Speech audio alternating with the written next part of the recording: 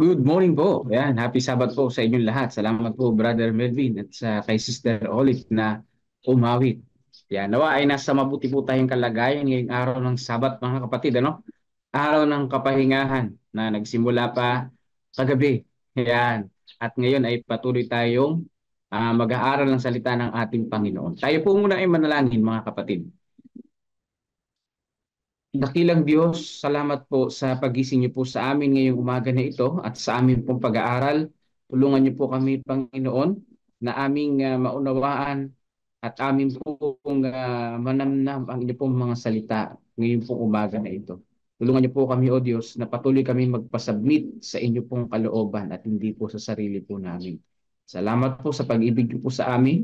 Inyo pong i-bless itong 1 John 5:14 to 15 na aming pong pag-aaralan at aming itong matandaan at kayo po ang patuloy na maging guide namin. Ito po ang aming dalangin sa banal na pangalan ni Jesus. Amen. Sabi po dito, mga kapatid, ayon sa kanyang kalooban, according to God's will.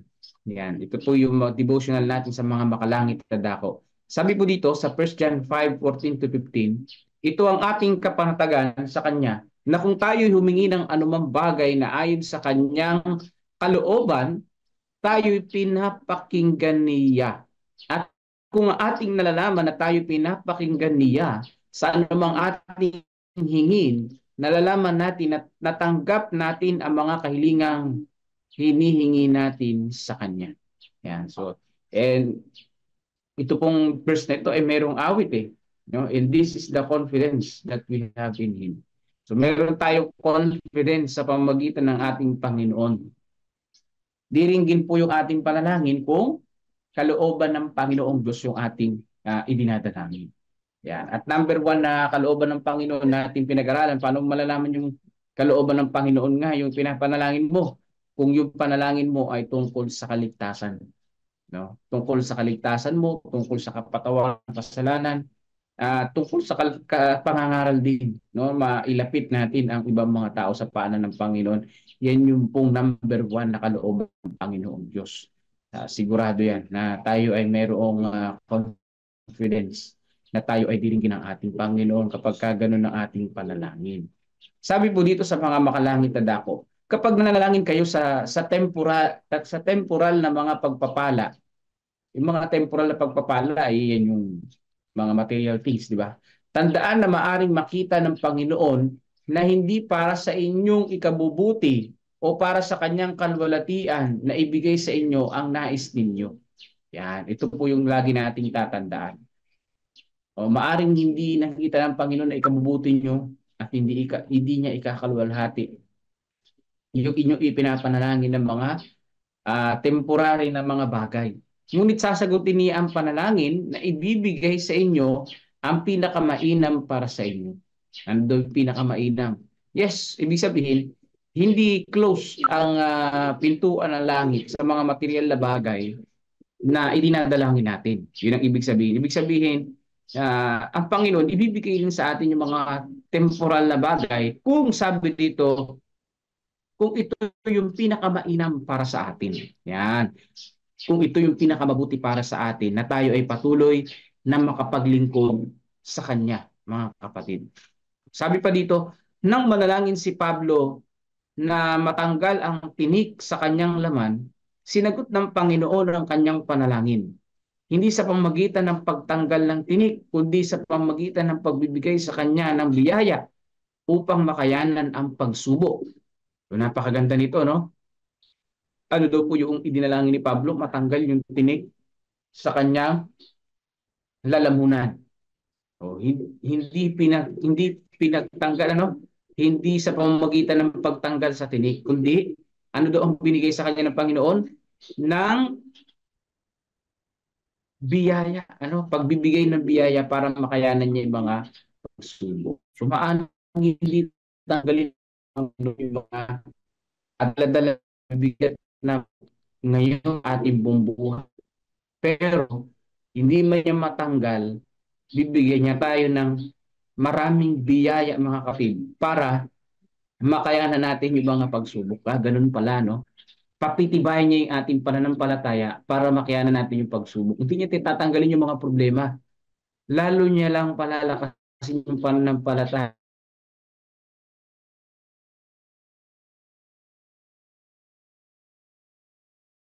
ng basta yun. Tapos wala na, hindi naman lumakas yung pananampalataya natin. Ang pinakamaganda, palakasin yung pananampalataya natin, makayanan natin yung mga pagsubok sa buhay. Sabi dito, sa ating pong pag-aaral, sa Corinthians, 2 Corinthians 12:9, ang aking biyaya, sabi niya, ay sapat para sa inyo. Natuwa si Pablo sa sagot na ito sa kanyang panalangin na ipinahayag, ako'y lalong magmamalaki na may galak sa aking kahinaan upang ang kapangyarihan ni Kristo ay manatili sa akin. Diba? Mas maganda pala talaga na magmalaki sa kahinaan natin. Minsan tayo ay nagmamalaki sa kalakasan natin.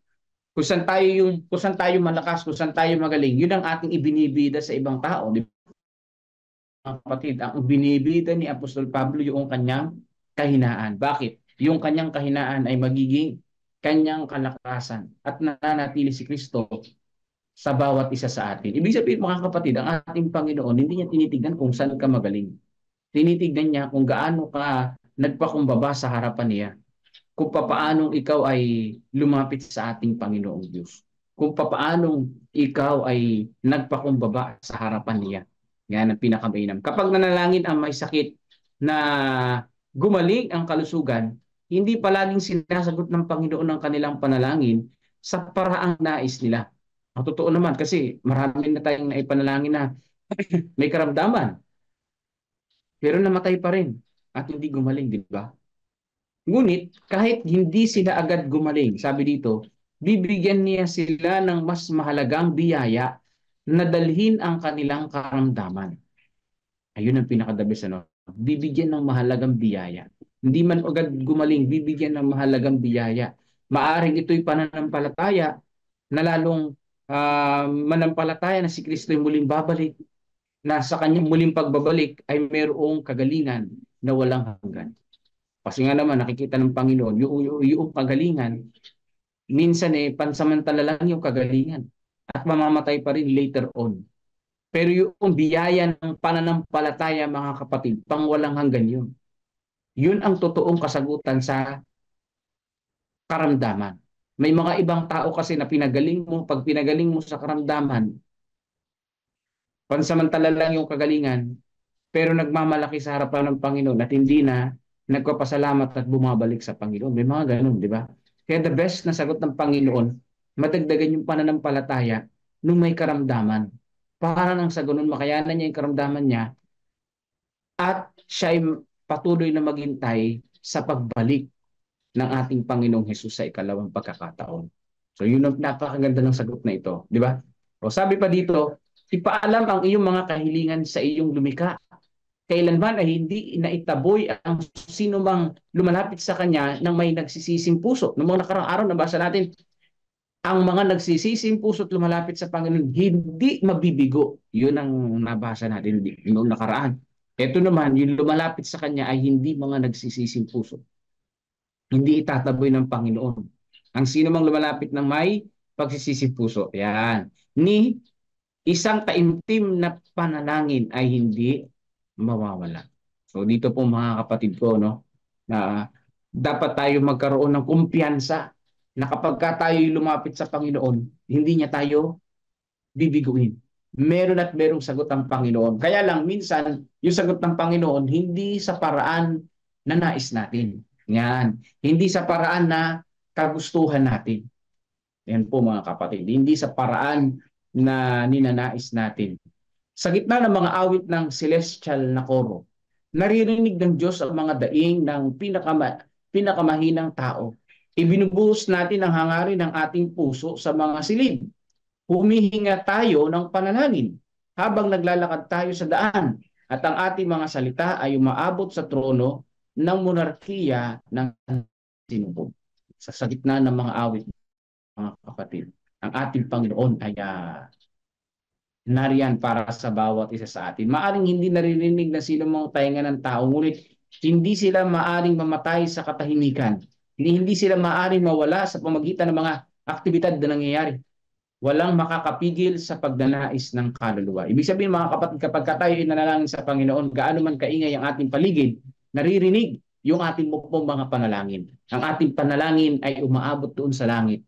Naririnig ng ating pong Ama sa langit, mga kapatid. Ito itataas sa ibabaw ng ingay ng lansangan. Ang sabi diyan, sa ibabaw ng kalituhan ng maraming tao patungo sa makalangit na hukuman. Yan. Kahit na yung paligid natin ay napakasama, kita tayo ng Panginoon na nagpapakabanal. Katulad ni Enoch, di ba? Sa paligid niya, puro makasalanan ng mga tao. Sa paligid niya, mga sumasamba sa Diyos-Diyosan. Sa paligid niya, marami ang mga taong ayaw lumapit sa Panginoong Diyos. Pero nakita siya ng Panginoon na lumakad sa pananampalataya. So ganyan pala mga kapatid. Huwag mong iisipin na itsapuwera ka, hindi ka in sa ibang mga tao. Eh ano ngayon kung hindi ka in? Ang mahalaga, pasok ka sa Panginoon. Yun ang pinakamahalaga. Yun ang naiisip ko dati noon. Minsan, nung ako high school, talaga yung mga classmate ko, mapapababae, mapapalalaki, talagang sila ay magkaka-vibes. May friends din naman ako, kaya lang iba yung friendship nila kasi nga sila ay magkakasama sa inuman. Yun ang yun ang ano nila doon eh. Magkakasama sila sa inuman. Babae, lalaki, grabe, no?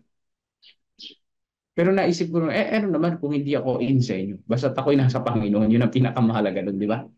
Ano naman kung hindi ka kabarkada nila? Ang mahalaga, kaibigan mong Panginoon. Dahil kita ng Panginoon kung ano yung ating pananampalataya.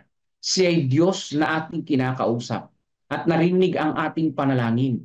Kayo na may pinakamababang pagkakilala sa inyong sarili, huwag kang matakot na ipagkatiwala ang iyong suliranin sa Diyos. Ayan. Ano daw po ang huwag nating katakutan? Na magtiwala sa ating Panginoon na sabihin ang ating mga suliranin. Ibig sabihin, maging matapang tayo sa pagsasabi sa Panginoon na Panginoon, ito yung aking pinagdaraanan. Kailangan ko po kayo sa mga oras na ito. Hindi man sagutin ng Panginoon ang ating panalangin sa paraan na gusto natin, makatitiyak tayo na sinagot ng Panginoong Diyos ang ating dalangin sa ibang paraan. Yan, sa ibang paraan mga kapatid. May malakas na kapangyarihan sa panalangin. Ang ating dakilang kaaway ay patuloy na naglalayong ilayo ang nagpapabahalang kaluluwa mula sa Diyos. Ang panawagan ng langit sa pinakamapagpakumbabang banal ay higit na kinatatakutan ni Satanas kaysa sa mga patakaran ng mga kapulungan o mga utos ng mga hari. Ano daw po ang kinatatakutan ng kaaway? Yung pong yung pong panawagan ng mapagpakumbabang puso. Yung humble hearts, mga kapatid na panalangin, yung humble prayer ng isang taong nagsisisi, yan ang kinatatakutan ng kaaway. Sabi diyan sa Spirit of Prophecy. Kinatatakutan niya ng kaaway kahit hindi niya kinatatakutan yung mga utos ng mga hari o mga utos ng kapulungan ng ibang mga tao. Kinatatakutan ng kaaway yung panalangin ng banal na yung panalangin ng isang nagpapakumbabang tao sa harapan ng Panginoong Diyos. Yan ang kinatatakutan ng kaaway. Bakit gustong ilayo ng kaaway ang bawat isa sa atin? Yes, ang bawat isa sa atin. Lagi tayong ginigera, mga kapatid. Laging may problema sa buhay natin. Sa bawat araw, kung hindi man bawat araw, bawat linggo ng ating buhay. Talagang tayo ay binabanatan ng kaaway. Pero hindi siya mananagumpay dahil ang kakampi natin ay ang ating Panginoong Diyos. Ang kinakailangan natin, sa tuwing dumaranas tayo ng maraming pagsubok, dadalangin tayo sa Panginoon na dagdagan ang ating pong pananampalataya. Dagdagan yung ating pong lakas ng loob. Kumpiyansa na manalangin at magtiwala sa ating pong Panginoong Diyos. Yan. Sabi dito sa ating talata, nais kong awitin ito sa ano nga lang to, King James Version. And this is the confidence that we have in Him, that if we ask anything according to His will, He heareth us. He heareth us. And if we ask anything according to His will, and if we know that He hears us, whatsoever we ask, we know that we have the petitions that we desire of Him. And this is the confidence that we have in Him, that if we ask anything according to His will, He hears us. He heareth us, and if we ask anything according to His will. So yun pala yun, babalik ulit dun sa if we ask anything according to His will. Ayan, yan yung pinaka-meat nung talata mga kapatid, no?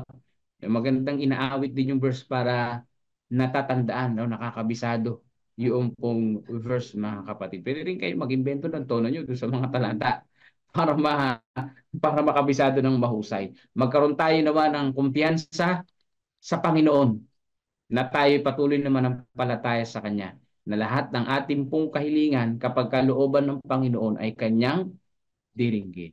So, patuloy tayong pagpalain ng Panginoon at sa umaga na ito, patuloy nating idalangin ang mga kapatid natin may karamdaman. Ayan, si Sister Abel na nagpapagaling.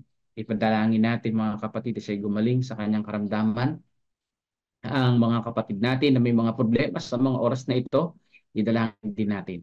I-type nyo rin po ang inyong pong mga prayer requests at ang inyong pong mga prayer warriors natin dyan. Ihanda po ninyo ang inyong mga tuhod at tayo ay mananalangin sa mga prayer requests ng mga kapatid natin sa mga oras na ito. So tayo po ay dadalangin na, pero pakinggan muna natin ang awit papuri sa ating Panginoon at sa panguna ni Brother Melvin, ang inyong pong mga prayer requests ay ating sama-samang idadalangin sa Panginoon. Happy Sabbath po mga kapatid ko.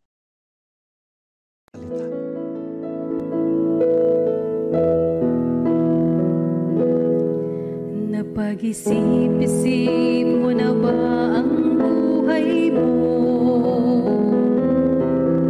Bakit ka inilagay sa mundong ito? Kung saan ka nang galing, kung saan ang patutunguhan, may dahilan kahit hindi mo ito alam.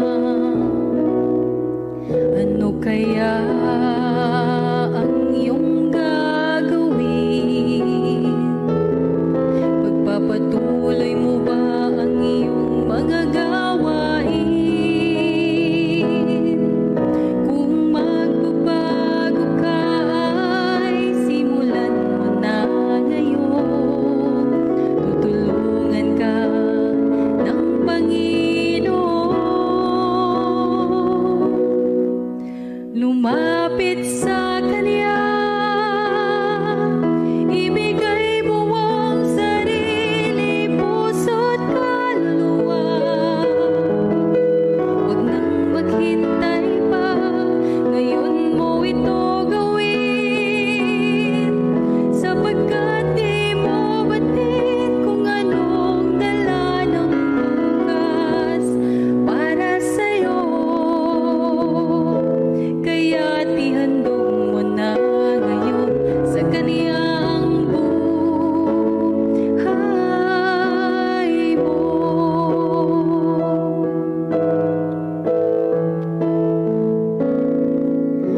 Buhay natin ay pansamantala. Isang saglit ika'y buhay, tapos wala ka na. Kaya't ngayon ang panahon, hanapin ang katotohanan. Diyos lamang ang may buhay na walang hanggan. Lumapit sa Kanya, ibigay mo ang sarili, puso't kaluluwa.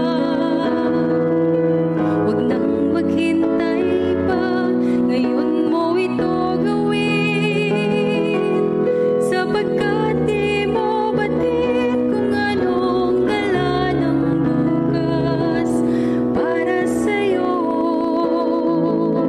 Kaya't ihandog mo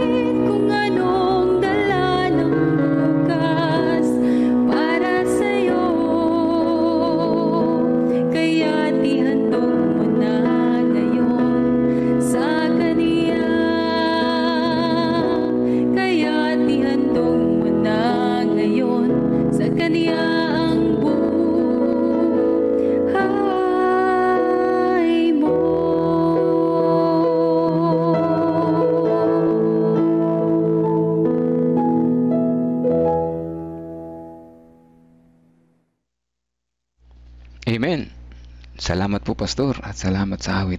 Lumapit sa Kanya ay handog. Ngayon ang buhay mo.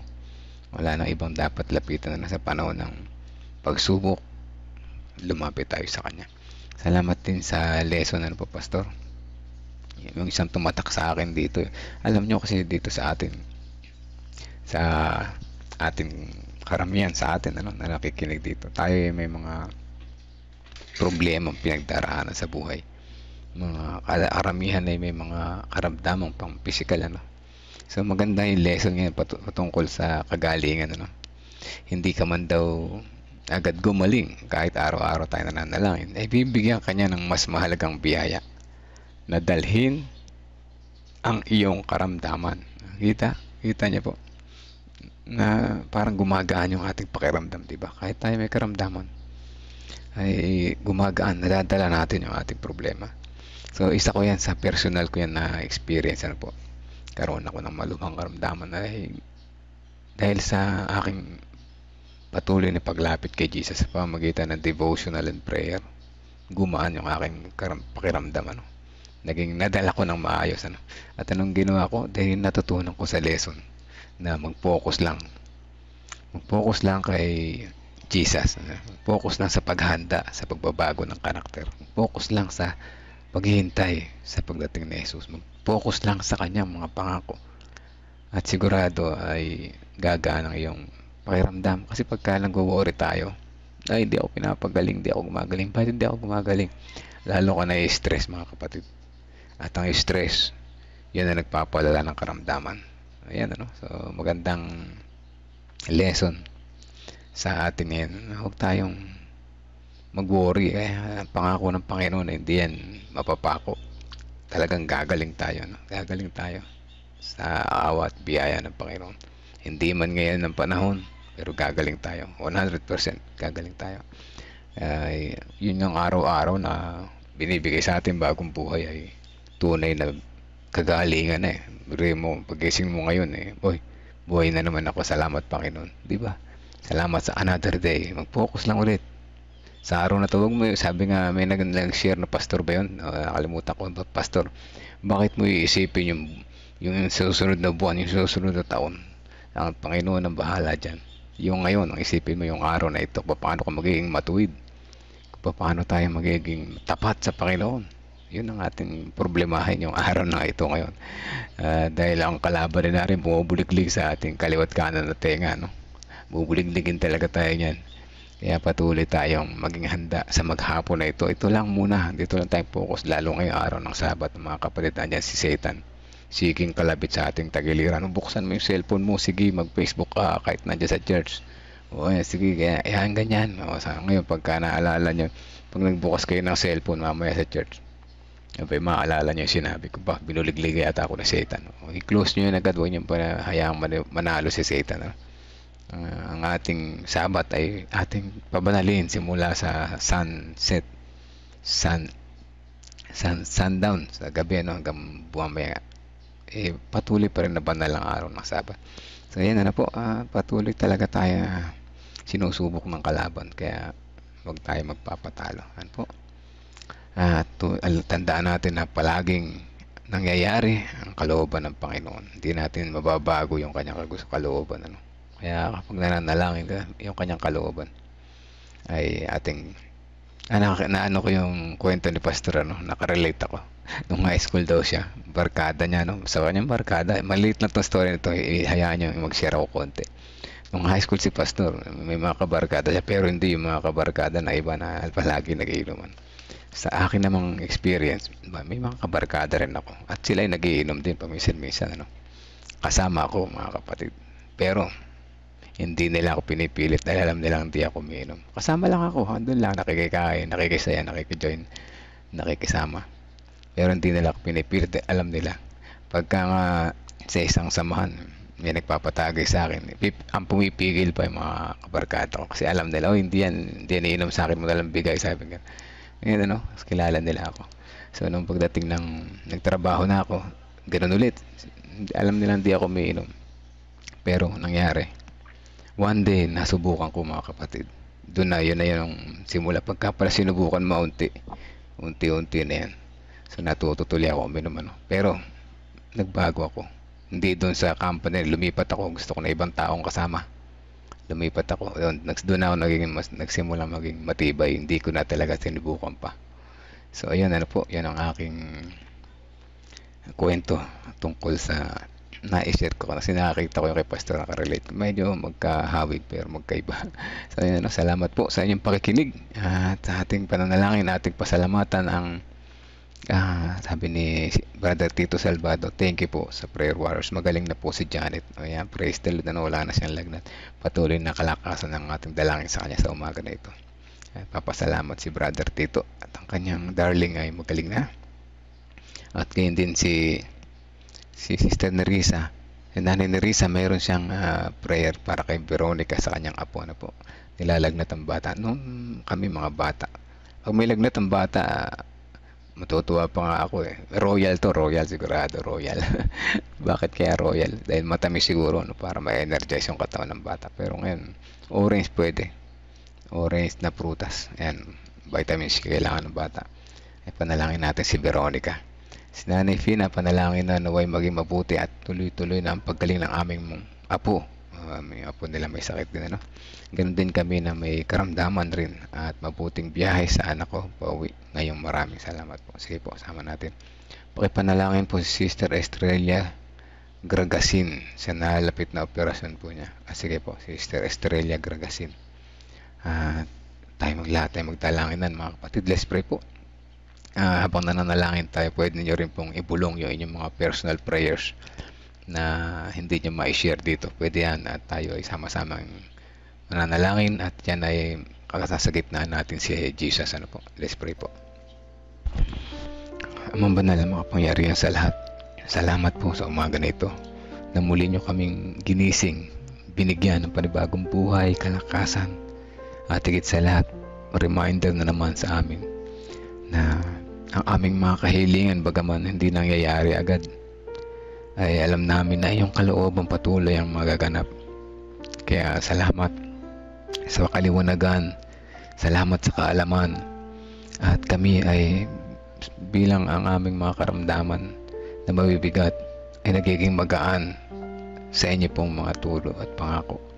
At alam namin na ito ay inyong pagagalingin sa tamang oras at na inyo pong inilaan para sa amin, at alam din naman namin at natututunan ng marami. Kaya kami nagpapasalamat na higit pa sa aming kahilingan na kaya nyo ibigay. Kaya nyo ibigay ang the best para sa amin.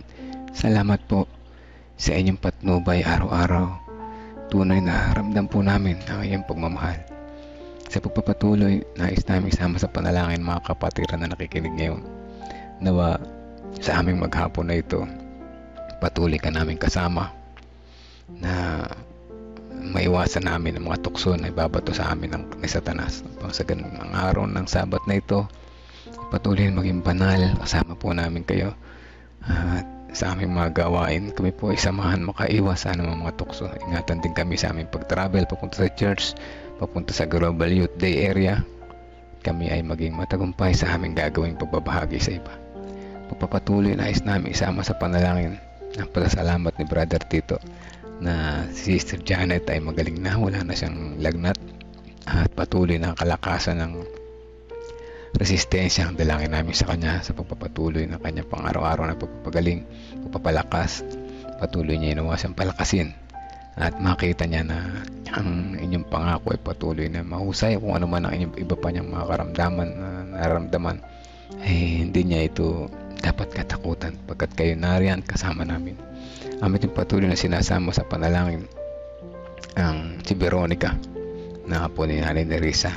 Siya ay may lagnat, kaya dalangin po namin na hipuin po niyo siya ng inyong mapagpagaling na kamay at siya ay lumakas ang kanyang resistensya at patuloy na kagalingan at kalakasan at makita niya na kayo ang dakilang magagamot na nagpagaling sa kanya. At ito rin naman kanyang maikwento sa kanyang mga kalaro upang sila ay patuloy na magtiwala sa inyo habang sa kanilang paglaki sila ay kasama po ninyo sa kanilang pang-araw-araw na pamumuhay.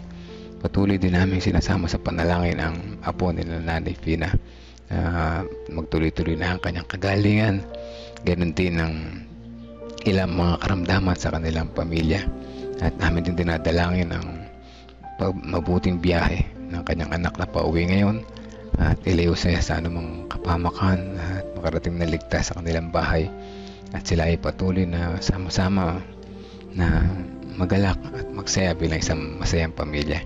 Amin din patuloy na sinasama sa panalangin si Sister Estrella Gragasin sa kanyang nalalapit na operasyon. Siya po ay inyong samahan. Alisin po ang kanyang takot, alisin po ang kanyang pagdududa, at alam na palakasin po ang kanyang loob. At alam namin na sa mga sitwasyon na ito ay hindi mawawala sa aming isipan ng takot, pangamba.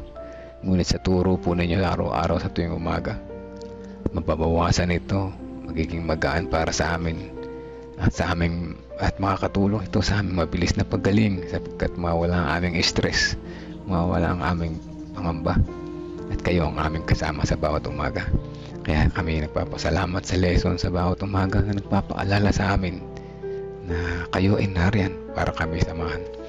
At gayon din namin patuloy na pinapanalangin ang mga kapatiran na nakikinig ngayon. Ang aming mga prayer request, kami na bumubulong sa inyo sa umaga na ito, na ang aming mga hindi masabi dito sa live ay amin din dinadalangin.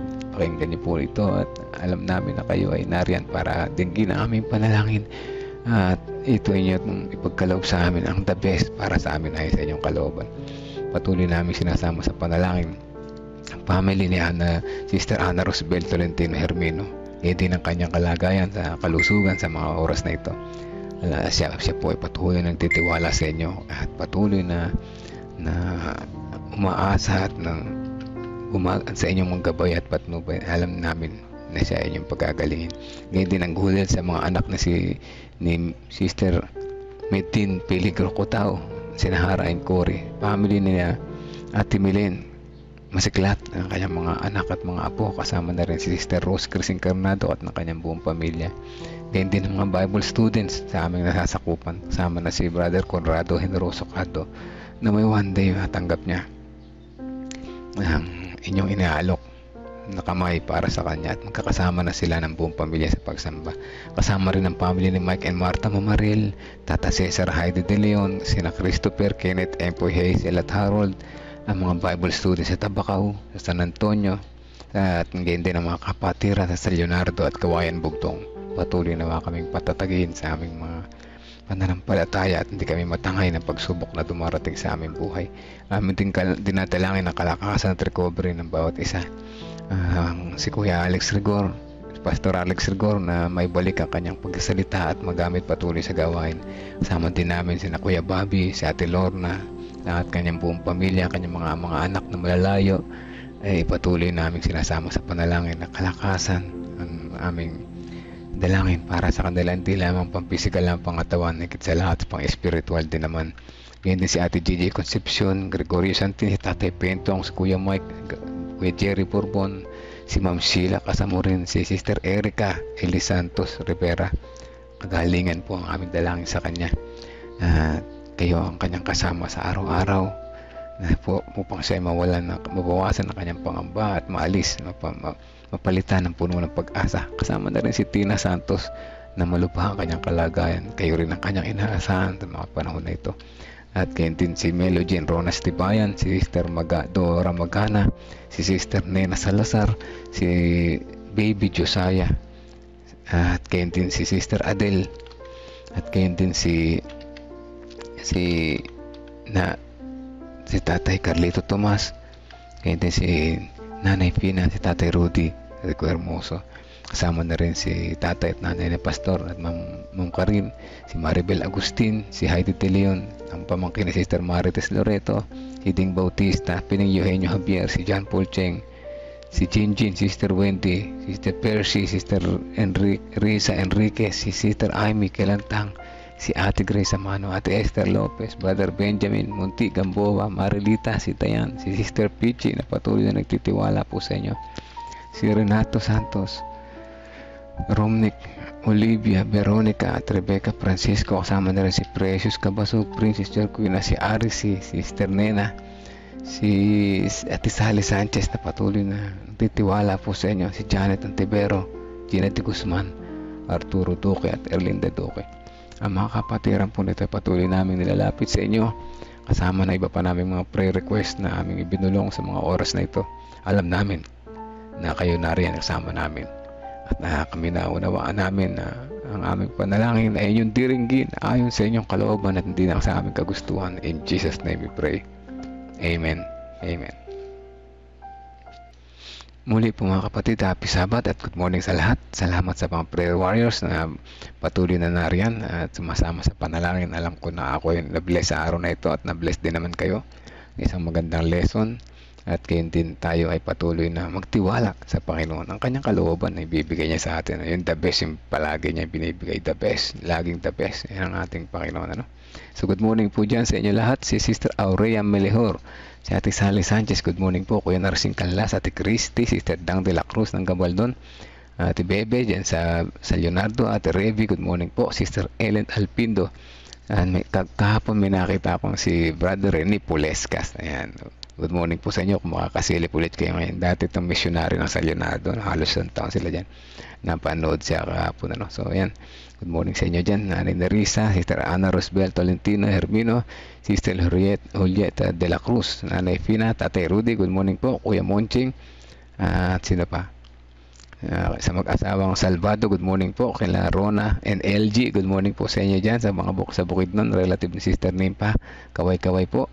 Sister Juliet Astrero, Sister Rose Chris Encarnado, at sa lahat ng mga nandyan sa background, magandang umaga po sa inyo. Patuloy tayong gumayak sa umaga na ito. Oy, sabi nga nila, better late than sorry, ano?